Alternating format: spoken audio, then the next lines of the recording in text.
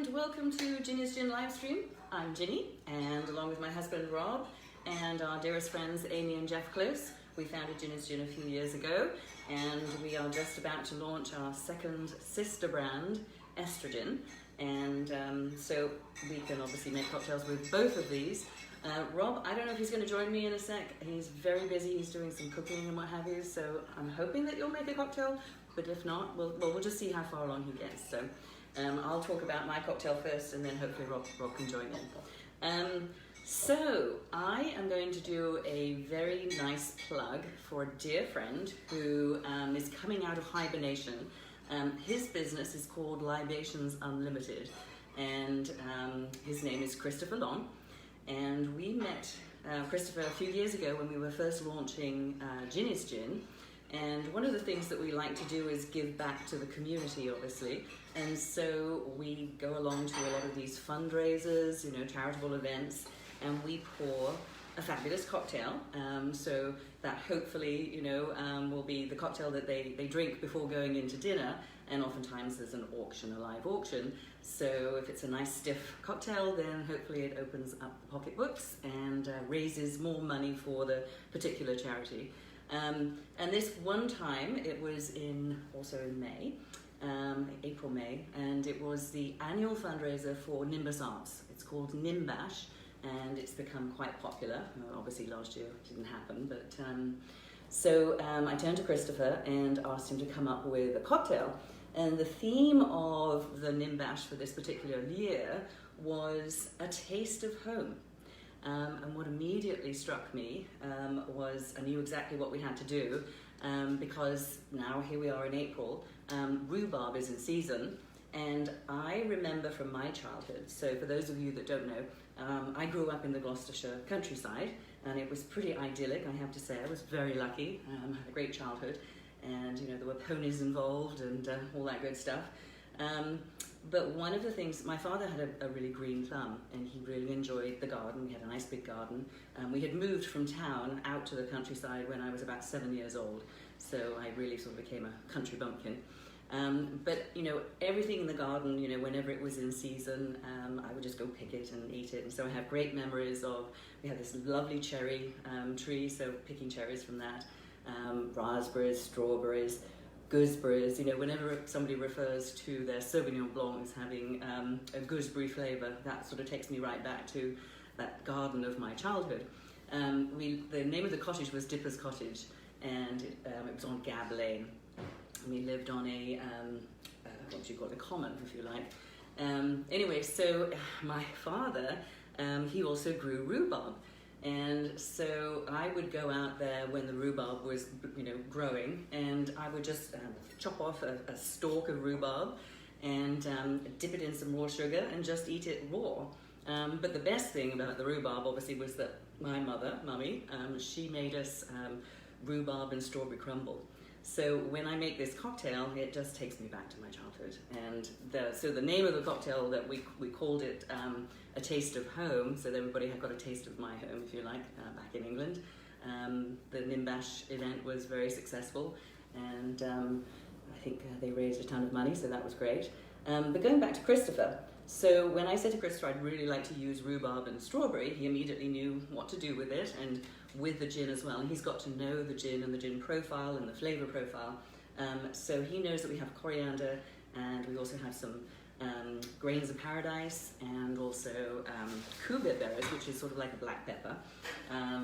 So what he decided to do is he took the rhubarb, and this is what I've done, so I copied his recipe basically. So I took 4 stalks of rhubarb, and I just chopped them up roughly, threw them in a pan with some chopped up strawberries, and I threw in like a cup of sugar and a cup of water, and let it all, brought it to a boil, and let it all simmer away until it had all sort of broken down, and then I just sort of let it cool down. I'd also put a little, as I say, a little black pepper and a little coriander in there, just to give it a little, it just gives it more structure.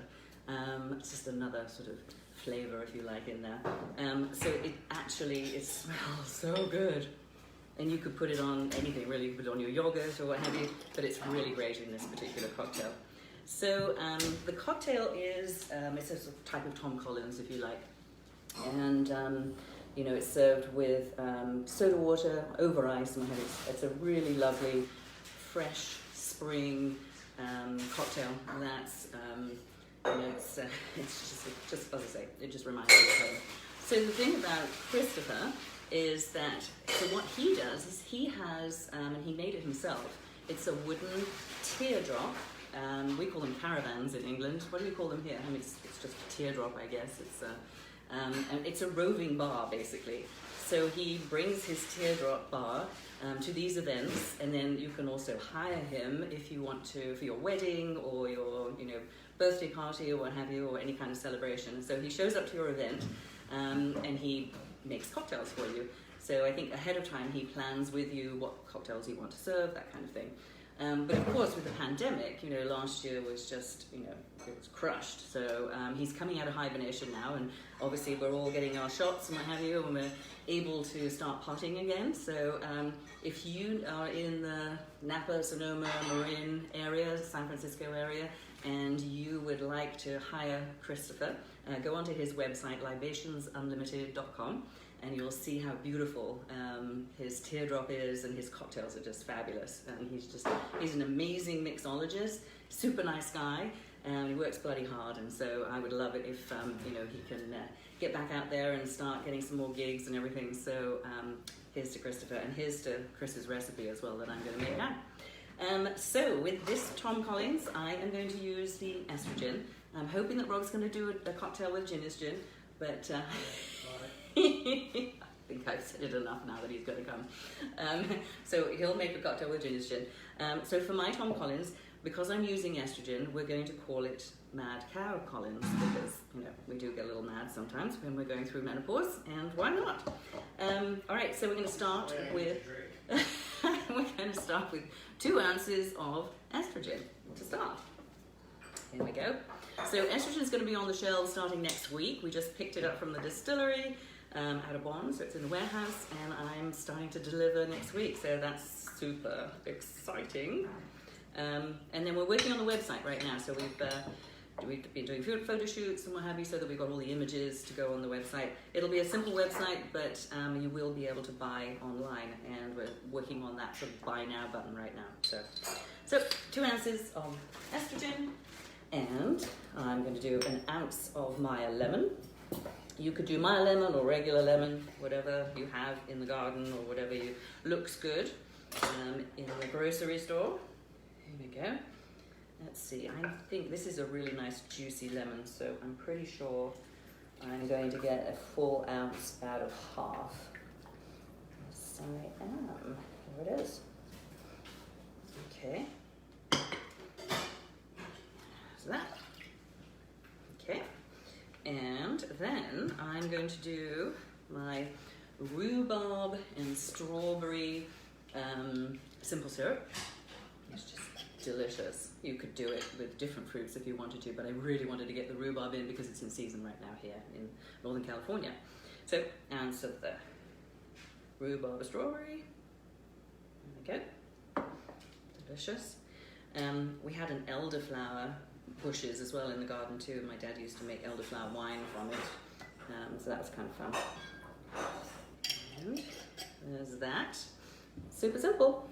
And now we're just going to add ice, and I'm going to shake it up, and I'm going to pour it into a Tom Collins glass. Rob managed to find some Tom Collins glasses that are half the size of the ones that we normally use, so we don't have to make twice the amount, which, you know, is okay if you're drinking it, but hey. Okay, so ice. There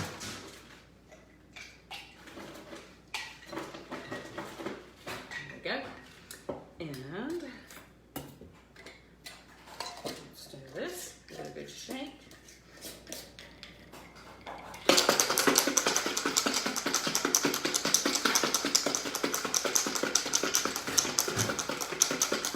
There we go. Lynn, a friend from England, she sent a video of her shaking up a cocktail on that was yesterday. That was Thursday, Lynn, having cocktails on a Thursday evening. Very good. Rob didn't think you were doing a very good job. I'm sorry. He's a bit of a professional on the shaking side.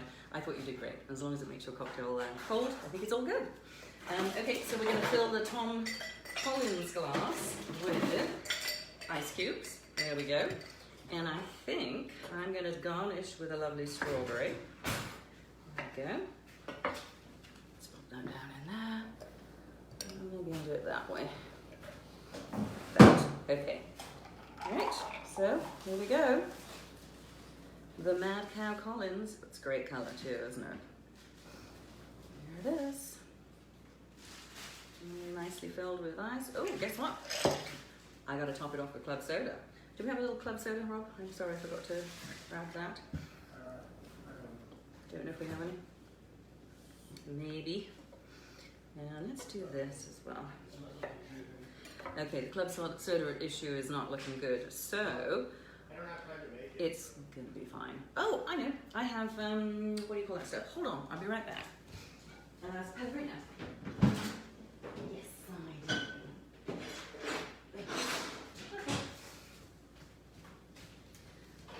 Disaster averted. There we go. Just a little top up there with the bubbles. Probably need a little more than that, but that's fine. Okay, so this, this could be a strawberry rhubarb fizz, if you like, or Tom Collins, but let's call it Mad Cow Collins. Okay, there it is. Cheers. Okay, you okay, honey? You come and join in. He's coming.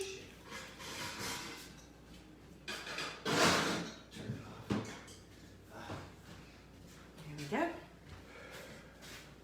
I'm going to leave that. Do you need this? By chance? No. No? Okay. Hi. Okay, so I wasn't going to make a drink, but I did prepare something for tonight because we're having some folks over and we're going to have a few different kinds of drinks. But I took a bottle of Ginny's gin and a bottle of my favorite white rum, and I mixed them together. And I actually took 750 mLs of the combined, to make one full bottle. And then I added it to 1.5 ounces of lemon juice to the 2 bottles of booze. And then I poured it into 350 mLs of milk. And then it kind of curdles, and then I strained it and filtered it, and you come up with this milk washed, half gin, half favorite rum stuff. And with that, I've got some acidulated orange juice, and I'm going to make my now nearly world famous, what I call Orange Julius. So I've got a nice little chilled glass here with ice in it, getting cold. I'm going to take that out. I've already got one big ice cube and one small one in my little shaker. So I'm just going to take, and one of these times we can do some milk washing on the show. It's a great technique, and it leaves the whey behind, and it strips any bitterness out of the spirits. And it makes the spirit have a lot of viscosity, and then when you shake it, even without an egg white, it froths up and gives you like foam, almost like a milk drink would, except it's clear. It's a clarifying process. So I'm going to take 2 ounces of my milk washed gin rum, 1 and 2, and I just need my bottle of simple syrup out of the fridge, honey, please. And then I have a full ounce of my orange juice, and so for every 100 mLs, I add 3.2 grams of citric acid and 2 grams of malic. And so that's going to go in there, 1 ounce. And then we've got like 0.6 ounces, so just a little bit more than a half ounce of simple syrup. Yep, 0.65. And then we're going to put 2 drops of 10% saline solution, 1, 2, or a pinch of kosher salt, a small pinch per drink. And then we're going to go with some vanilla extract, and we're going to drop in 2 drops of that. And then we're going to shake it up. Okay, Lynn, are you watching? You're supposed to hold it like this, but I kind of like holding on like that.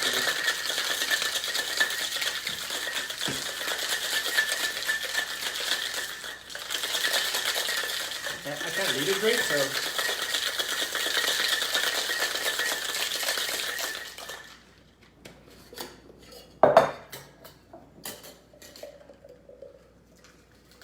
Awesome. And the frothing ability, once it's been milk washed, becomes really superior, and you don't have to have egg white or gelatin or anything in there. It gets super nice and frothy like that. It's gorgeous. And then I'm going to take the Angostura bitters, and we're going to go 3 drops right across the center. And then I take my handy oyster knife, and we're just going to go right through them and just create a little design. Beautiful. Kind of looks like a flower shoot, or kind of like they do with coffee. That's So nice. that's it. That's the Orange Julius. That's a really refreshing, viscous, fat, but tart, yummy drink. Delicious. What a great colour too. Yep, We've cheers. got some good colours going on. So happy Friday, happy weekend to everybody. Hope you're making cocktails at home. It's that time. So enjoy. And we'll see you next week. Cheers. Cheers, man. Mm. That'll take the mad away from the mad cow. Okay. Taste of home. Cheers. Cheers.